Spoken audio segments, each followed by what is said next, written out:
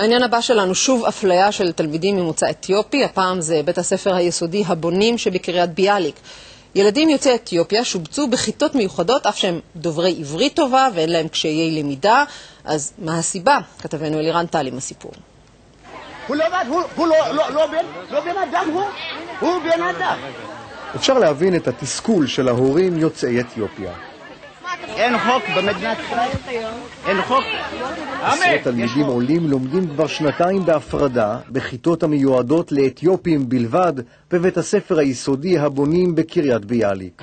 בקומה העליונה התלמידים העולים, למטה יתר תלמידי בית הספר. זה בית ספר דתי למעלה, והם דתיים. כיתות א' ב' לומדים ביחד? דתיים, הם דתיים. אבל כיתה א' ב' לומדים ביחד? לפי קבוצות גיל. ሁሉም ወላጅ ከነጮች ጋር እንዲማሩ ይፈልጋል። ሁሉም ልጆቹ ከነጮች ጋር እንዲማሩ ይፈልጋል። ግን ከነጮች ጋር አገውቶ አቀላቅሎ የሚያስተምርልን መምህር አላገኘንም። כך ילדים בכיתות א' עד ו' לומדים בשלוש הקבצות. תלמידי א' וב' באותה הכיתה, גם ג' וד' לא מופרדים.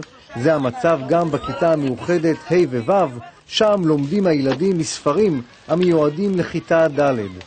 כלומר, הם בפיגור של שנתיים בחומר הלימוד. לא לומד, אני לומד עם יוצאי אתיופיה. רק? כל הזמן? כן, כל הזמן. לא טוב לי. מה אתה רוצה? ללמוד עם הישראלים שאני אצלח. הם רוצים להיות, איך אומרים, עם נטשים, שזה אצלנו זה נטשים, זה צברים.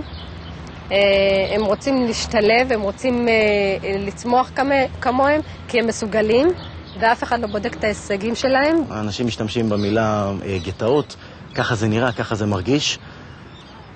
אנחנו מגדלים כאן דור בקריית ביאליק של ילדים שמרגישים דחויים, שמרגישים אחרים. הם צריכים לעבור תהליך של גיור.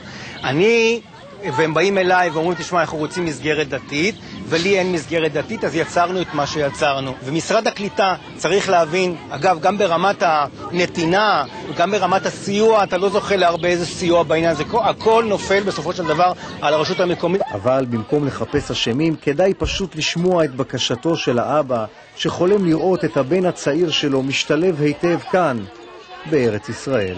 የአገሪቱ አጥር ናቸው ለአገሪቱ መከታ ናቸው። ነገ እነዚህ ተማሪዎች ሁሉም ተማሪዎች ጥሩ ትምህርት ተምረው ቢያድጉ ጥሩ ትምህርት ተምረው ቢጓዙ ነገ ከወላጅም ከሀገርም ሸክም አይሆኑ።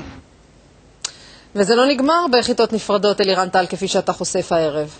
כן, מירב, בשבועות הקרובים, כך נודע לנו, אמורים להיקלט בקריית ביאליק 60 תלמידים נוספים עולים מאתיופיה, והם ישולבו בלית ברירה גם בכיתות המופרדות האלה.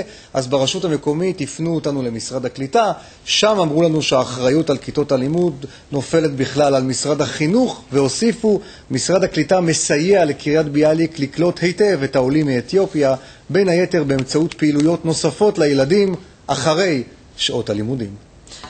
עוד 60 תלמידים בכיתות נפרדות. אלירן טל, אתה הבאת את הסיפור ותמשיך לעקוב. תודה רבה לך.